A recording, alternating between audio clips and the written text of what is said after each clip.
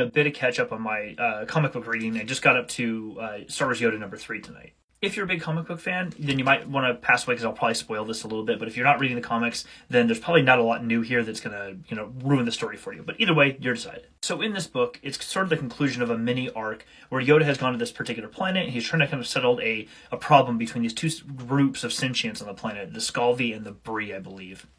And in it, he puts himself in a situation in the previous book where he was never really in harm's way, but he gets captured by what seems to be the antagonist of this mini arc. Really, by letting himself get captured, he was actually trying to teach a lesson to a young person in the village he was working with, and unfortunately that person made a really bad choice. He actually ended up killing a member of the other group. It created this sort of rift, even bigger rift between them, and Yoda was just so disappointed because the other, this young person he was trying to teach, just simply could not get past his own anger to see what's actually really happening around him. So Yoda left the planet. And he stayed away for many years, but when he finally did come back, he came back and I think he just knew that there was something he needed to come back for, and he helped. And what he ended up showing everybody was that, and the young person who had grown up by this point realized what had actually happened is the other group of sentients depicted here on the front have been starving. There's no fish for them to fish. Their people are dying off. Yet the other group lives on an island, walled off at this point now, but has every resource they could possibly imagine.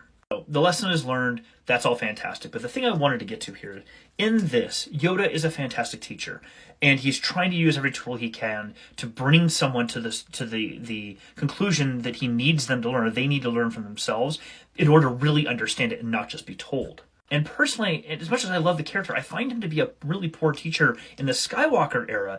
And this, to me, is such a clear example during the High Republic of when Yoda was actually, I think, at his prime. He was really good at teaching and finding the right opportunities to pass along those teaching moments. I guess my question is, when does Yoda start to decline in either his Force abilities, his capacity to teach, his capacity to share and help others actually learn in their own way? Now, I know this is just how I feel about Yoda, and not everybody shares this with me, but I really am curious how we get from this Yoda in a book like this during the High Republic era all the way to the Yoda we see in the Skywalker saga.